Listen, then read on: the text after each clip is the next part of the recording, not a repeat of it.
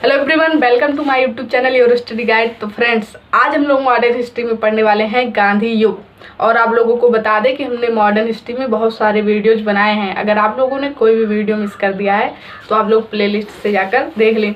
और बात करें गांधी युग की, तो गांधी युग को हम लोग 2 पार्टों में पढ़ेंगे। आज हम लोग गांधी जी से जुड़े कुछ पृष्ठभूमि, उनके पढ़ाई के संबंध से जो भी क्वेश्चन बनता है वो सारे पढ़ेंगे। दक्षिण अफ्रीका में जो उन्होंने कार्य किए जिससे क्वेश्चन बनता है उसको पढ़ेंगे। और भारत में लौटने के बाद शुरुआती जो उनके कुछ पॉइंट हैं जिससे क्वेश्चन बनता है उसको पढ़ेंगे। और नेक्स्ट वीडियो में हम लोग असहयोग आंदोलन, सविनय अवज्ञा आंदोलन, यानी कि उनसे जुड़े जितने भी आंदोलन हैं उसको पढ़ेंगे। तो आप लोगों के लिए एक सजेशन है कि अगर आप लोगों ने कोई भी वीडियो पिछले वीडियोज़ को मिस कर दिया तो आप लोग उन सारे वीडियोज़ को ज़रूर देखें। तो चलिए स्टार्ट करते हैं हम लोग गांधी युग। यानी कि सबसे पहले हम लोग पढ़ेंगे गांधी जी से जुड़े पृष्ठभूमि, उनके फैमिली बैकग्राउंड। तो बात करें गांधी जी का, सबसे पहले तो जन्म। गांधी जी का जन्म कब हुआ? तो गांधी जी का जन्म हुआ 2 अक्टूबर 1869 ईस्वी में पोरबंदर, यानी कि गुजरात में। इससे भी क्वेश्चन कभी कभी बनता है कि गांधी जी का जन्म कब हुआ। तो गांधी जी का जन्म हुआ 2 अक्टूबर 1869 ईस्वी में। कहाँ पर हुआ? तो पोरबंदर, गुजरात में हुआ। बात करें कि उनके पिताजी का क्या नाम था, तो उनके पिताजी का नाम था करमचंद गांधी। क्या था? करमचंद गांधी। गांधी जी का जन्म कब हुआ? 2 अक्टूबर 1869 ईस्वी में, पोरबंदर, गुजरात में। उनके पिताजी का क्या नाम था? तो गांधी जी के पिताजी का नाम था करमचंद गांधी। बात करें कि उनकी माता का क्या नाम था, तो उनकी माता का नाम था पुतलीबाई गांधी। क्या था? पुतलीबाई गांधी। और उनकी पत्नी का क्या नाम था? तो उनकी पत्नी का नाम था कस्तूरबा गांधी, जिनके साथ उनका विवाह हुआ था 13 वर्ष की आयु में।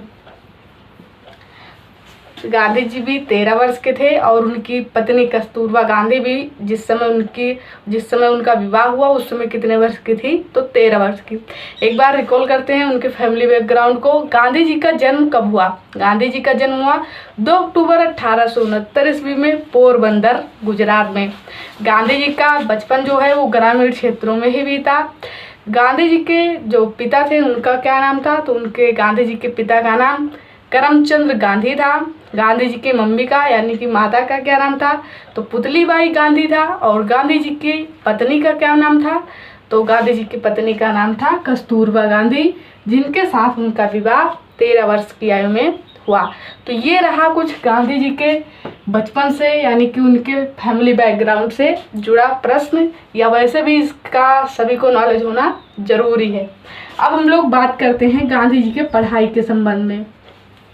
गांधी जी अपने पढ़ाई के दौरान 1889 से 1891 तक बैरिस्टरी यानी कि 1889 से 1891 तक वो इंग्लैंड में रहे। और इसी के दौरान इंग्लैंड में ही उन्होंने बैरिस्टरी की पढ़ाई पूरी की। तो जो इससे जुड़ा क्वेश्चन पूछा जाएगा कि गांधी जी इंग्लैंड में कब तक रहे, तो 1889 से लेकर 1891 ईस्वी तक वो इंग्लैंड में रहे। और उसी दौरान उन्होंने अपनी बैरिस्टरी की पढ़ाई इंग्लैंड में पूरी की। 91 में वो भारत वापस लौट के आए। और 1892 में उनका कहें तो उनके पास एक आए व्यापारी दादा, यानी कि मुस्लिम व्यापारी थे अब्दुल्ला। और उन्होंने आग्रह किया कि आप दक्षिण अफ्रीका चलिए और वहाँ की जो हालत है उसको देखिए और उसकी वकालत कीजिए। तो 1893 ईस्वी में साउथ अफ्रीका गांधी जी कब गए? तो 1893 ईस्वी में गए। मुस्लिम दादा एक थे, मुस्लिम व्यापारी कहिए, दादा अब्दुल्ला। कौन थे? मुस्लिम व्यापारी थे दादा अब्दुल्ला, जिनके आग्रह पर वो दक्षिण अफ्रीका गए थे। तो इससे जुड़ा क्वेश्चन पूछा जाएगा कि गांधी जी दक्षिण अफ्रीका कब गए थे? तो 1893 ईस्वी में गए थे। किसके कहने पर गए थे? तो मुस्लिम व्यापारी थे दादा अब्दुल्ला, जिसके आग्रह पर वो दक्षिण अफ्रीका गए थे।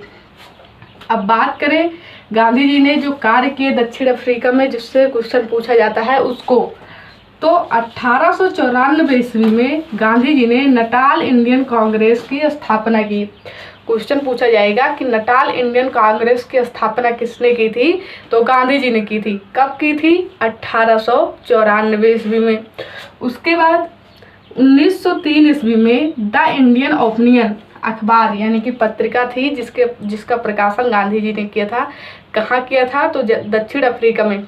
आप लोगों को बता दें कि गांधी जी भारत लौट कर आए थे 1915 ईस्वी में। इससे पहले जितनी भी घटनाएं हैं वो कहाँ की है? दक्षिण अफ्रीका की। तो पूछा जाएगा द इंडियन ओपिनियन पत्रिका का प्रकाशन गांधी जी ने कहाँ किया था? तो कहाँ किया था? दक्षिण अफ्रीका में। कब किया था? तो 1903 ईस्वी में किया था। और 1904 ईस्वी में उन्होंने फिनिक्स आश्रम की स्थापना की थी। कहाँ की थी? दक्षिण अफ्रीका में। तो नटाल इंडियन कांग्रेस की स्थापना 1894 ईस्वी में। और द इंडियन ओपिनियन अखबार जो था उसका प्रकाशन कब किया था? तो 1903 ईस्वी में। डेट को ज्वाइंट कर याद करिए, याद हो जाएगा। 1894 ईस्वी में नटाल इंडियन कांग्रेस की स्थापना, 1903 ईस्वी में द इंडियन ओपिनियन पत्रिका का प्रकाशन किया, 1904 ईस्वी में उन्होंने फिनिक्स आश्रम का स्थापना किया और 1906 ईस्वी में प्रथम सत्याग्रह का प्रयोग। अब सत्याग्रह का तात्पर्य होता है सत्य और अहिंसा के माध्यम से अपने लक्ष्य की प्राप्ति करना।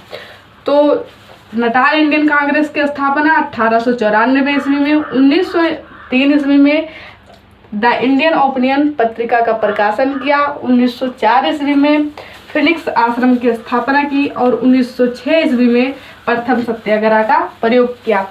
ये क्वेश्चन आप लोगों से एग्जाम में पूछा जाए कि सत्याग्रह का तात्पर्य क्या होता है? तो सत्य और अहिंसा के माध्यम से अपने लक्ष्य की प्राप्ति करना। और दूसरा क्वेश्चन पूछा जाएगा कि गांधी जी ने प्रथम सत्याग्रह का प्रयोग कहाँ किया? तो यह पूछा जाए कि पूरे जीवन में गांधी जी ने सत्याग्रह का प्रयोग कहाँ किया? तो दक्षिण अफ्रीका में किया। कब किया? 1906 ईस्वी में। लेकिन पूछा जाए कि गांधी जी ने भारत में प्रथम सत्याग्रह का प्रयोग कब किया था? तो उसको हम लोग पढ़ेंगे 1917 ईस्वी में, चंपारण सत्याग्रह। तो ये दो डिफरेंट क्वेश्चन है कि पूरे जीवन में उन्होंने कब किया था? 1906 ईस्वी में दक्षिण अफ्रीका में। लेकिन भारत में कब किया था? तो चंपारण सत्याग्रह है जो कि 1917 ईस्वी में है। और उसके बाद दक्षिण अफ्रीका से लास्ट क्वेश्चन, 1909 ईस्वी में उन्होंने हिंद स्वराज पुस्तक का प्रकाशन किया था। कहाँ से? दक्षिण अफ्रीका से हिंद स्वराज पुस्तक। कब? 1909। तो दक्षिण अफ्रीका से ये कुछ क्वेश्चन रहे। सबसे पहले साउथ अफ्रीका, दक्षिण अफ्रीका वो कब गए थे? तो 1893 ईस्वी में गए थे।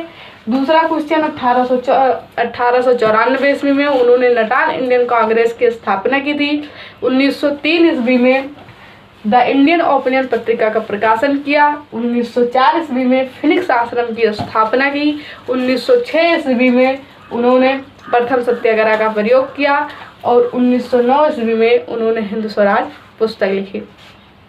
अब हम लोग बात करें जब गांधी जी भारत लौट कर आते हैं, और हम लोग बता दें कि गांधी युग कहते किसे हैं। जब गांधी जी दक्षिण अफ्रीका से वापस लौट कर आते हैं और भारत में आंदोलन करना चालू करते हैं, उस समय से उसे कहा जाता है गांधी युग। उससे पहले वो गांधी जी की कुछ बेसिक यानी कि कहें तो कुछ उनके फैमिली बैकग्राउंड और दक्षिण अफ्रीका से पॉइंट है जो गांधी युग में नहीं आते। गांधी युग में आता है जब वो भारत लौट कर चले आते हैं और आंदोलन चालू करते हैं, तब गांधी जी का पूछा जाए गांधी युग। वैसे क्वेश्चन नहीं आता, लेकिन जानने के लिए होता है गांधी युग कब से कब तक होता है। तो 1917 से 1947 ईस्वी तक। अब बात करें यहाँ के बाद जब गांधी जी वापस लौट कर आते हैं भारत, तो कब लौट कर आते हैं? 9 जनवरी 1915। और ये दिन इतना अच्छा दिन माना गया कि 9 जनवरी को भारत में क्या मनाया जाता है? अप्रवासी दिवस। तो यहाँ से ये भी क्वेश्चन ध्यान रखें कि अप्रवासी दिवस कब मनाया जाता है? तो 9 जनवरी को मनाया जाता है, जब जिस दिन गांधी जी दक्षिण अफ्रीका से भारत आए थे। तो गांधी जी भारत कब आए थे दक्षिण अफ्रीका से? 9 जनवरी 1915 ईस्वी में। गांधी जी ने भारत की पृष्ठभूमि को समझने के लिए और अपने राजनीतिक गुरु के रूप में गोखले जी को बनाते हैं। तो गांधी जी के राजनीतिक गुरु कौन थे? तो गोपाल कृष्ण गोखले। तो गांधी जी भारत कब लौट कर आए? 9 जनवरी 1915 ईस्वी को लौट कर आए। गांधी जी के राजनीतिक गुरु कौन थे? तो गोपाल कृष्ण गोखले थे। उसके बाद गांधी जी ने 1916 ईस्वी में साबरमती आश्रम की स्थापना की। इससे पहले हम लोग जानेंगे कि भर्ती करने वाला सार्जेंट, आपसे एग्जाम में क्वेश्चन पूछा जाएगा कि भर्ती करने वाला सार्जेंट की संज्ञा किसे दी गई थी। देखिए, गांधी जी लौट कर आए 1915 ईस्वी में। ये किस चीज़ का दौर था? तो आप लोग ध्यान करेंगे 1914 से 1918 ये प्रथम विश्व युद्ध का समय था और उसी समय गांधी जी भारत आए थे। गांधी जी ने भारतीय लोगों को ब्रिटिश सेना में भर्ती होने के लिए आग्रह किया या उन्हें उकसाया या प्रोत्साहित किया, और इस प्रकार गांधी जी ब्रिटिश में भर्ती अपने भारतीयों को भर्ती करने के माध्यम से अपने लक्ष्य को प्राप्त करने के लिए प्रयास कर रहे थे। लेकिन इसका परिणाम तो उल्टा ही हुआ था। लेकिन जो क्वेश्चन बनता है कि गांधी जी ने भारतीयों को उकसाया कि आप ब्रिटिश सेना में भर्ती होइए, इसलिए भारतीयों ने गांधी जी को भर्ती करने वाला सार्जेंट की संज्ञा दी थी। तो यहाँ से एक क्वेश्चन ध्यान रखिएगा कि भर्ती करने वाला सार्जेंट की संज्ञा किसे दी गई थी, तो गांधी जी को। और उसके बाद 1916 ईस्वी में साबरमती आश्रम की स्थापना होती है। कहाँ होती है? गुजरात में। तो साबरमती आश्रम की स्थापना कब हुई? 1916 ईस्वी में हुई। 1917 ईस्वी में चंपारण सत्याग्रह, यहाँ से बहुत सारे क्वेश्चन बनते हैं। पहली बात तो भारत में पहला सत्याग्रह कहाँ हुआ था? चंपारण सत्याग्रह हुआ था। कहाँ? गुजरात में हुआ था। ये क्वेश्चन बनेगा कि चंपारण सत्याग्रह किस लिए हुआ था? तो चंपारण सत्याग्रह हुआ था तिनकठिया प्रणाली के विरोध में। ये तिनकठिया प्रणाली क्या थी? तो ये किसानों के पास 20 कट्ठा जमीन होती थी। किसानों के पास 20 कट्ठा जमीन होती थी, तो उसमें से 3 कट्ठा जमीन पर नील की खेती करना अनिवार्य होता था। यानी कि ब्रिटिशर्स जबरदस्ती किसान ये नहीं करना चाहते थे, फिर भी उनसे करवाना चाहते थे। और ये 3 कट्ठा जमीन कौन सी होती थी? जो किसानों की सबसे उपजाऊ जमीन होती थी। और नील की फसल जो होती थी उसकी जड़ें इतनी मजबूत होती थी कि जिस भी ज़मीन पर इस खेती को किया जाता था वो ज़मीन बंजर हो जाती थी, इसलिए किसान इसकी खेती नहीं करना चाहते थे। इसलिए 1917 ईस्वी में चंपारण सत्याग्रह हुआ। किस लिए हुआ? तिनकठिया प्रणाली के विरोध में हुआ। और इस चंपारण सत्याग्रह में गांधी जी को सफलता भी मिली। किसानों को 25% की छूट मिली थी।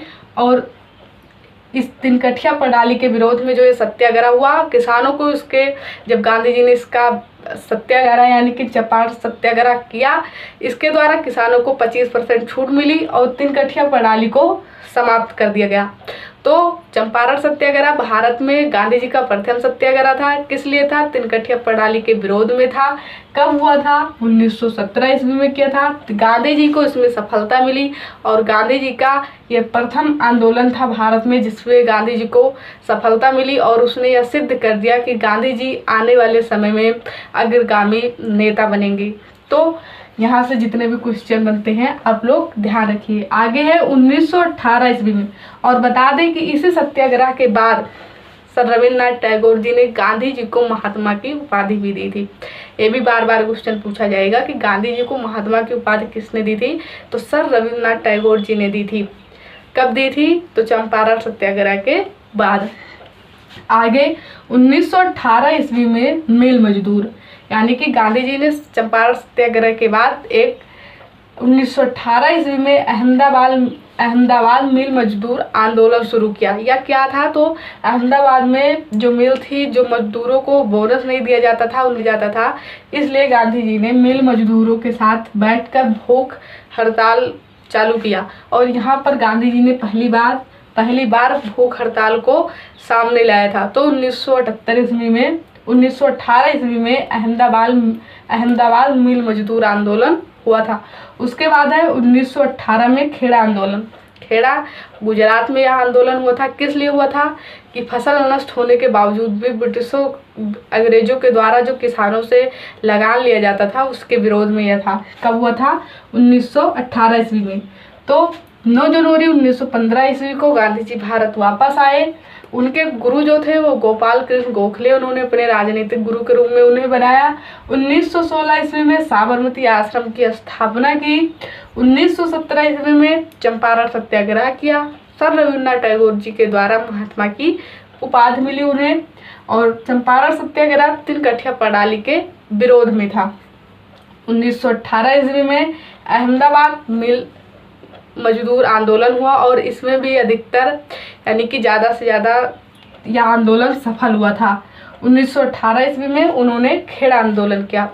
और इसके बाद आता है अब खिलाफत आंदोलन। खिलाफत आंदोलन, असहयोग आंदोलन, सबनीय विज्ञान आंदोलन, गोलमेज सम्मेलन, व्यक्तिगत आंदोलन, ये जितने भी हैं हम लोग नेक्स्ट वीडियो में इन सभी पॉइंटों को देखेंगे और जितने भी इससे क्वेश्चन बनते हैं उस सबको हम लोग अगले वीडियो के माध्यम से देखेंगे। तो इतना आप लोगों को समझ में आया होगा। आप लोग एक बार वीडियो दोबारा देख लीजिए, यदि नहीं याद हुआ है तो याद हो जाएगा। तो आई होप आप लोगों को वीडियो पसंद आया होगा। यदि वीडियो पसंद आया है तो प्लीज़ लाइक शेयर सब्सक्राइब करें, और इससे कोई भी डाउट रह जाता है तो आप लोग कमेंट बॉक्स में पूछ सकते हैं। तो thank you for watching this video.